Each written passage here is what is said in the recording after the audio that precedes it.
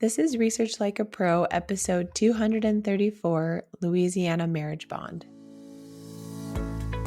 Welcome to Research Like a Pro, a genealogy podcast about taking your research to the next level, hosted by Nicole Dyer and Diana Elder, accredited genealogist professional. Diana and Nicole are the mother-daughter team at FamilyLocket.com and the authors of Research Like a Pro, a genealogist guide.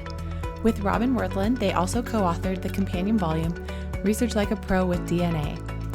Join Diana and Nicole as they discuss how to stay organized, make progress in their research, and solve difficult cases. Let's go! Hello and Happy New Year, everyone. Welcome to Research Like a Pro. Hi, Nicole. How are you doing today? Hi, Mom. I'm doing great. Happy New Year. Well, thank you. It's always fun to look ahead to a new year. When I was little, I never thought we'd ever be here. 2023, that's so crazy. I remember thinking that too as a young person, that it's hard to imagine like anything other than the 1990s. Which now is sounding so long ago. When my kids go to like events at school and they have like the decades theme for Spirit Week, they're like, the 1990s is one of You the were a years. live mom in the 1990s. You had to dress up. Yeah, well, imagine me being alive in the 1960s and 70s. Wow. Yeah, you're an old person. So fun. Well, what do you have for your goals for the new year? Well, this year I am working on submitting an article to the National Genealogical Society Quarterly, and I've been wanting to do that for a while, but I'm actually getting closer to that, getting a draft put together to submit. Yay. I'm using some research that I did years and years and years ago and wrote up in the accreditation form for my 4th-generation project for a portion of that. And so now I'm just turning that more into a case study that's appropriate for that journal. So that's my goal. Great goal. And how are you going to be accountable to get it done? I have an accountability partner, and every month we meet and we have an assignment each month, and we're reviewing each other's work. And often it's the day before our meeting that I'm getting my assignment done, but I have to have deadlines, and a partner's great. Yay. So how about you? What is your goal for the year? Well, as you all know, I've been working on my portfolio for certification. And so I went on the clock in May at NGS of 2022. So I could, try and submit it by May of 2023. I hope I can do that. I'm working toward it. I'm also going to be totally fine to renew if I need to. But I hope that I can submit my portfolio this year. I think 2023 could be the year. I'm feeling a lot closer. So I've got all my work samples chosen. I've made progress on them, and I have an accountability group that meets, at least once a month, sometimes twice a month. And I've got a couple different accountability friends that check up on me and see how I'm doing, which is always really helpful and encouraging. I agree. Accountability people are good. You need them. That's going to be so exciting when you get that portfolio turned in. So here's to 2023, and we hope everybody listening is going to have a wonderful year and that you all have a really good goal to work towards in your family history work. Well, for our announcements, we're getting excited to start the next Research Like a Pro with DNA study group. That is coming up so quickly on February 1st, and that goes till May 10th for 2023. Registration is open. It's still a few spots available. I know sometimes you need to get through the holidays and try to decide if you have the time or the energy to commit to something like this. So maybe it's the perfect time for you to think about it and decide to join us. Join our newsletter for coupons. And we're also excited about our new Research Like a Pro webinar series for 2023. We will be having a monthly webinar live, and we would invite you to join us. We'll be recording those, and we'll have a library set up on Family Locket for all the recordings. And we are also looking for people who would like to present. Nicole and I will be kicking it off with presentations about our case studies, how we've used the Research Like a Pro process, and we're looking for other people who would like to share. These presentations will be with DNA or without DNA. Not every project starts with DNA, and we'll be presenting some of those as well. So if you're interested in purchasing a subscription to that webinar series, the information is on our website. And if you'd like to present a webinar, That's also detailed on our website. Also, we've got Rootstock coming up just a few weeks away, and you can register for that. There will be an online free version as well as in person, but we will be in person and we'll have a booth there. We'd love to see you there. Yeah, I hope we will see a lot of you there. Well, I'm excited for our webinar series this year. I just think it's going to be fun to hear from people about their projects and their case studies. And I'm excited to share my case study, which will be about Daniel Arnold and his father and figuring out his parents. And that one includes autosomal DNA and Y-DNA. But ultimately, autosomal DNA is what helped us figure things out, and a couple of interesting records for him in the area where he got married. That's going to be an interesting case study to present. I'm excited. It's fun to do an actual presentation with visuals and then to be able to talk through it. It's one thing to listen to a case study, but it's so helpful to see the records, and that combination of visual and hearing is always so helpful. Right. On the podcast, we've talked about our cases a lot, and it's a little more informal. I'm excited to put it into a formal lecture format where there's images and you can see the records, and it kind of forces us as we present it to put it in like we're presenting it as a written proof argument almost, like here's all of the evidence that I had found. Right. But actually, we will be going through the steps of the Research Like a Pro process. So you'll actually be able to see the process and see how we conducted our research. So you're kind of getting both. You're getting all the evidence for the case, but you're seeing the steps for the Research Like a Pro process.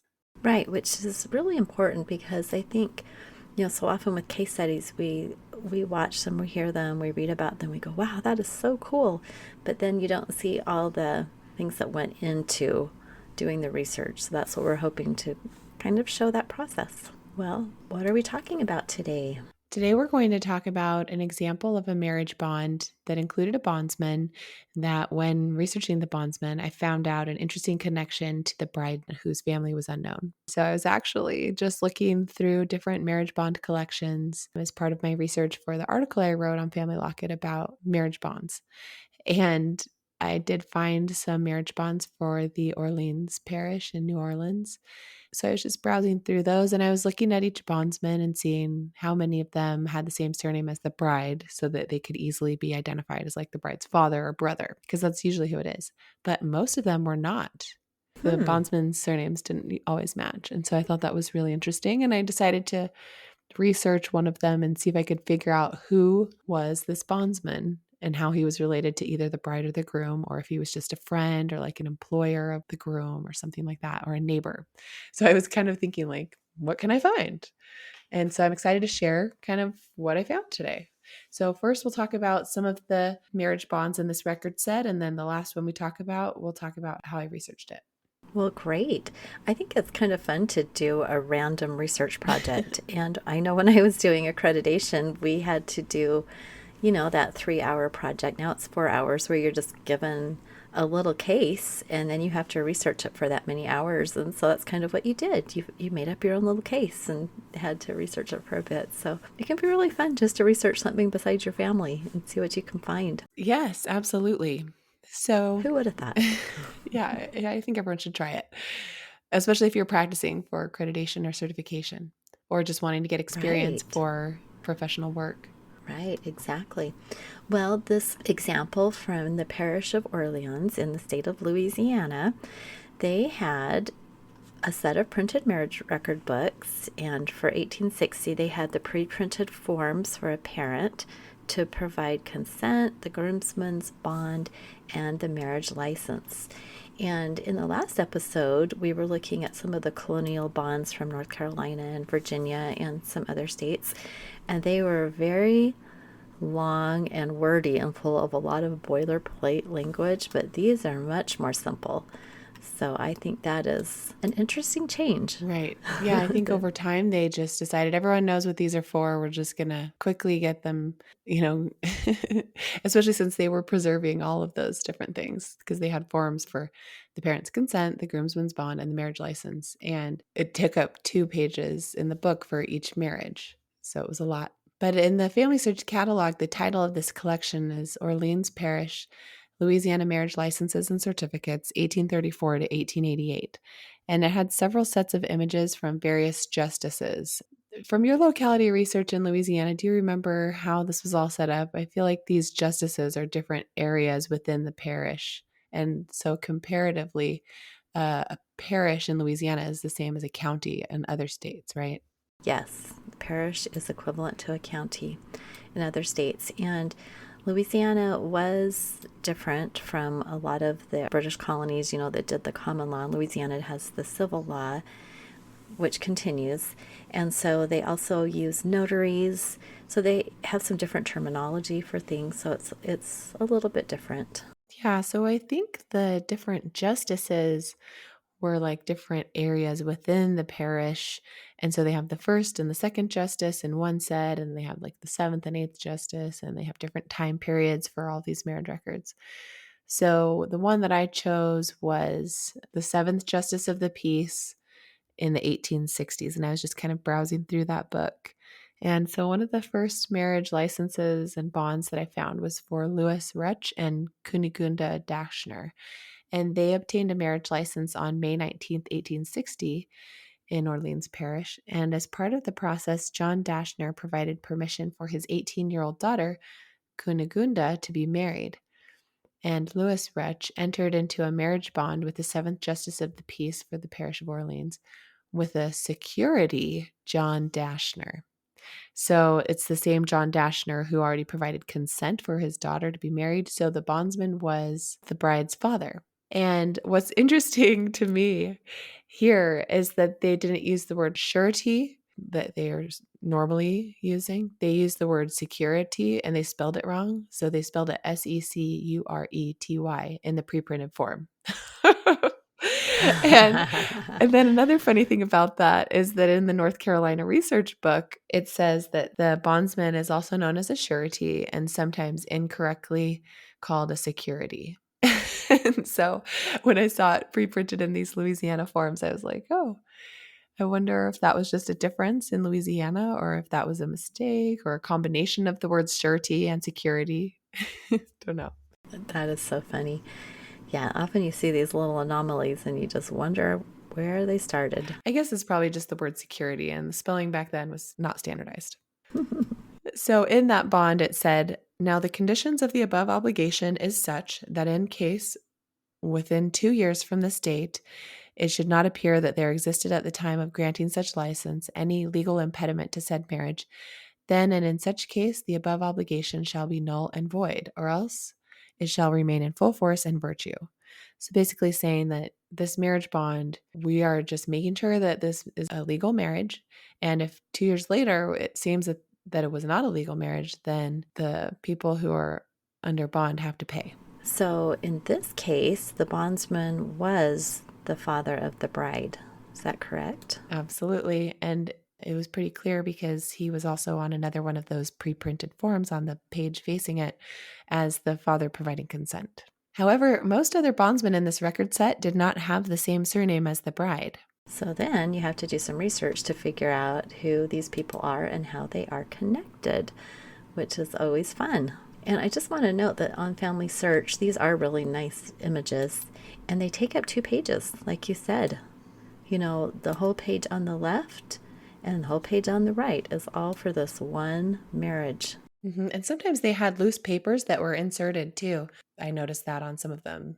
I think one of them was talking about it was like a certificate from the minister, just a note basically certifying that he did the marriage. And I think this was probably a Catholic marriage because it was licenses granted to the Reverend is the printed form, but then written out is Father Anavander or something. So it sounds like possibly it was Catholic. That's a good point that you can take that clue and go figure out which church based on the father or the Right. priest or the pastor or whatever, the reverend. And then there would likely be a church record that would go with this because the parishes there did keep good records and you'd have to contact the archive to find those. But sometimes those church marriages then will actually list the parents. Another avenue of research. So on the next page of the marriage record, we have a Joseph Parker entering into a marriage bond with Edward Sweeney as the security, and the bride was Bridget Kelly. That one I didn't end up researching. I did a couple searches, but then I couldn't figure out who was who because there were a lot of different Joseph Parkers. So I went on to the next and I found a marriage between Jacob Meyer and Sophia Schlesinger. And they were intending to marry each other. And Daniel Wilson was the bondsman. So once again, we have surname of the bondsman not matching the bride's surname or the groom's surname. So I was wondering, maybe I could research this couple to find out who their bondsman was. And since the names were a little more different with Schlesinger, I thought it would work. And then I actually did a search of the 1860 census to just see how many Daniel Wilsons there were in the parish. And there was only one. So I was like, okay, I can figure this out now. But I did want to note that on this page of the marriage bond, there was a note inserted in the record book from Pastor C. Adams certifying that he performed the marriage. Yeah, that's so neat to see that little insert. Right. And then it's kind of cool because it's like the original handwriting of the pastor, and Jacob and Sophia, the couple, signed the certificate. Like, okay, we got married. We're going to sign this piece of paper. And the marriage witnesses signed, and one of them was Daniel Wilson. So not only was he the bondsman, he witnessed the marriage, and there were two other people who witnessed the marriage, Georg Spalin and Jacob Kisten. And so the names kind of sound German to me. Yeah, absolutely.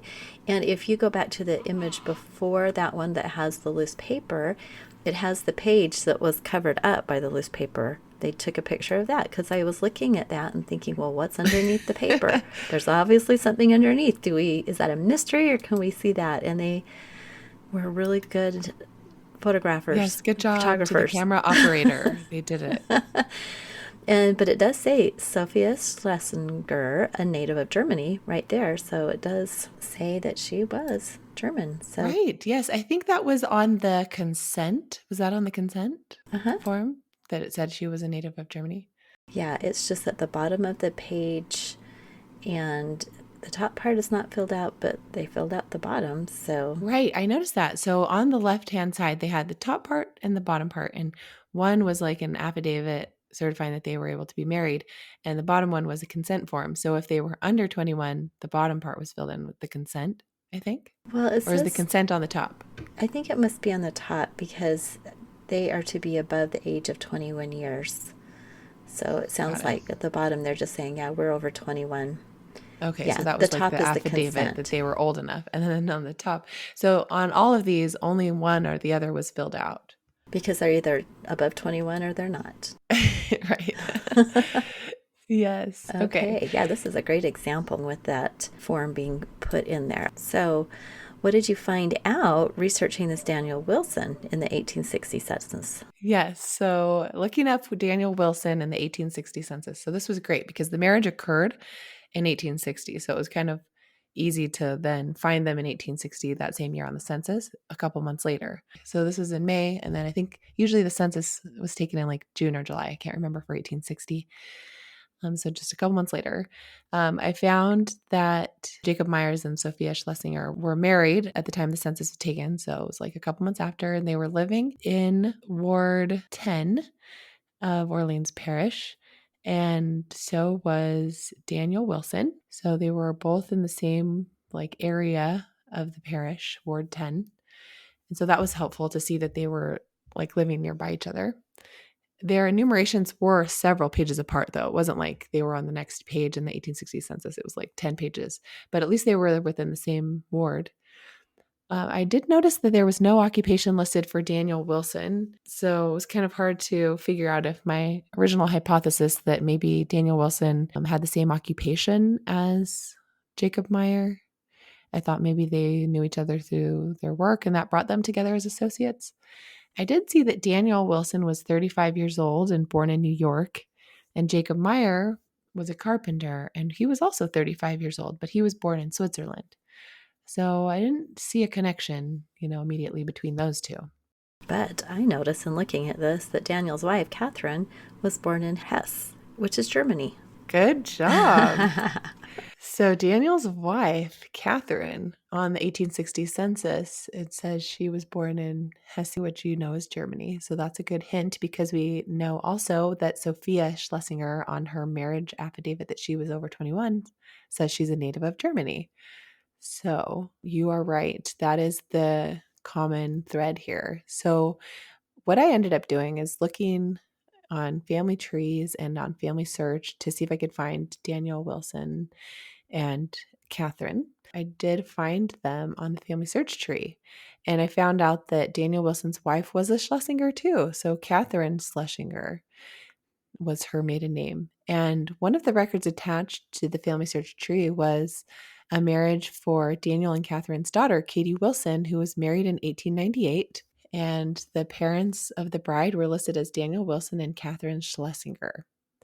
And that was also in Louisiana Parish Marriages, a database on Family Search. So that was really neat to see that both Daniel Wilson's wife, Catherine, and Sophia had the same surname. Well, yeah, that is a huge connection. That is awesome.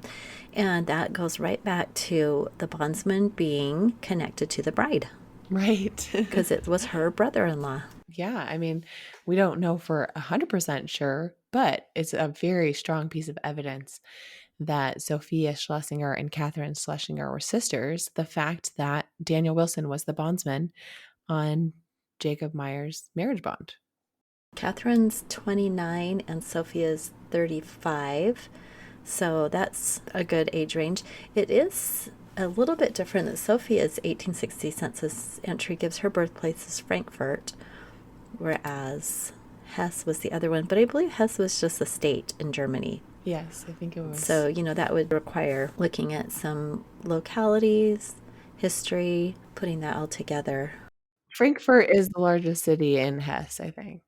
I Okay, just looked so on Wikipedia because I'm not a super good German researcher, but I'm not either, especially in this era. So thank you for looking that up. so that works. That So that lines does up. work, yeah. Yeah, well, just having that little bit of knowledge about the bondsman being connected likely to the bride would give you the good clue. And I think maybe a lot of times the reason it goes unnoticed is because of women changing their surname. It gets a little tricky. Right. Wouldn't it be easier to figure out if the bondsman could have just been the woman and she could have put her maiden name as Catherine Schlesinger? But no, it's her husband, and her husband was Daniel Wilson, born in New York. Yes, indeed. Indeed. Well, it looks like you did some additional research and actually found a passenger list for Sophia Schlesinger coming from Germany in 1847 to New Orleans, that's so fun. And that was my first thought when you talked about the German connection here in New Orleans, because, that was such a common port for immigrants. That was where a lot of people came from European countries. So that makes sense. But it looks like she was with 4 other Schlesinger women, including Catherine, and an older woman recorded as Magd or Maga, age 56, which could be the possible mother. So that was fun to find out. Yes, it was really cool. It was a bunch of Schlesinger women, like 5 of them. And all it said was their names and ages, and there weren't any relationships listed, but I would certainly want to research this woman, Maga or Magd with a D. I'm not sure if maybe her name is Magdalene or something. I would want to research her as a possible mother of Sophia and Catherine. And as I was, finding all this, I'm like, you know what? I want to put this on the family search tree for anybody who's related, just to have this information because these aren't my ancestors. And so I was attaching these sources there, and I just realized like Daniel Wilson and Catherine Schlesinger, they were not connected at all to Sophia Schlesinger and Jacob Myers. They were just totally separate entries in the family search tree. And then also in other ancestry public member trees, nobody knew this connection either. So it was really neat to be able to find that piece of evidence that ties them together. And then through that, finding that they were also together on that passenger list. Yeah, that's great. This reminds me a little bit of my Georgia Dawson case where I did all this research. She didn't end up being connected to me, but it was so fun to find it all that I went and put it all out there on Family Search and connected up all the family because I just wanted the correct research to be out there. So it is kind of fun sometimes to do these random projects on people that aren't our family or our clients. They're just people out there. We want to have them correct. So good job. Yeah. Well, that actually kind of reminds me of some of the work that Joe Price is doing at BYU with his record linking lab. And he works a lot with his students in the family history record linking lab at Brigham Young University to have them, just work on adding sources and fixing up profiles on the Family Search tree to help people from underrepresented populations. And one of his projects he was doing was the 1910 census, I think, for African Americans, and just getting their profiles linked to the 1910 census and creating profiles for people from the 1910 census who are African Americans and helping put those families together. And it just seems like such a great way to do volunteer work. And so I think it's really cool that they're working on that at BYU. Right, the exact same thing, just taking unconnected people and connecting them up. Yeah, I just saw a Facebook notice or a blog, some article kind of with some updates for how that's going. So, okay, here it is. So on Facebook, the BYU Record Linking Lab says, with the help of many BYU students and Adrian Haas at Cornell, we have built a computer-generated tree that includes over 140 million people. We link individuals across U.S. Census records 1850 to 1940 and then connect them with their family members using the relationship codes in each census. Cool. Wow, he really is doing some amazing work. I'm glad you mentioned the fact that they're using the computer or automated things to make it faster and to identify people through their relationships. Yeah, this is an actually really huge project that is pretty neat. We've had Dr. Price on the podcast before, but maybe we should invite him back on to get the updates. So neat. But if you're on Facebook, our listeners, I would recommend going and following the Record Linking Lab, and we'll put a link to that in the show notes so that you can kind of follow the progress and see what they're doing. It's pretty neat. Yeah, that is fun. We weren't planning on talking about that, but it's neat to think about what we can do when we find things that, we just end up kind of going down a rabbit hole and we find records for other people and we think, oh, well, is this just going to go to waste? Well, it doesn't have to. We can add it to the Family Search family tree, and then that tree is available for others to come and find their ancestors. So yeah, it reminds me of a project that I have on my to-do list, and it's discovering who the two people are who are buried in Pella Cemetery, where my parents are buried. And this is where I grew up in Idaho, south of Burley, Idaho. And the two oldest tombstones are from the 1870s. And I just want to know who these people are. They're buried out here in the middle of nowhere in this little tiny cemetery. Oh, that would be fun. I've taken pictures of the tombstones, and I started doing a little research on them and found that they were from New York. So I'm even more interested. How did they get all the way out to Idaho? What brought them here? What was going on? So I'm going to do that for a project sometime, because every time I go to that cemetery to see my parents' graves, I go walk by and wonder about these people. That reminds me of a really great presentation I went to at NGS this last year about some graves at a national cemetery. I think it was Amy Garner-Leroux. And she was talking about how she researched these headstones and used a bunch of federal records to figure out who they were. And it was really neat.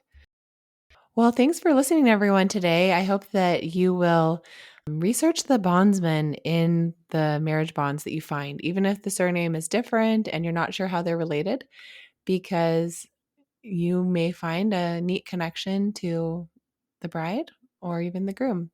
We hope that you enjoyed these two last episodes about marriage bonds, and good luck in your research. Bye-bye. Thank you for listening. We hope that something you heard today will help you make progress in your research. If you want to learn more, purchase our books, Research Like a Pro and Research Like a Pro with DNA on Amazon.com and other booksellers. You can also register for our online courses or study groups of the same names. Learn more at familylocket.com/services. To share your progress and ask questions, join our private Facebook group by sending us your book receipt or joining our courses. To get updates in your email inbox each Monday, subscribe to our newsletter at familylocket.com/newsletter. Please subscribe, rate, and review our podcast. We read each review and are so thankful for them. We hope you'll start now to research like a pro.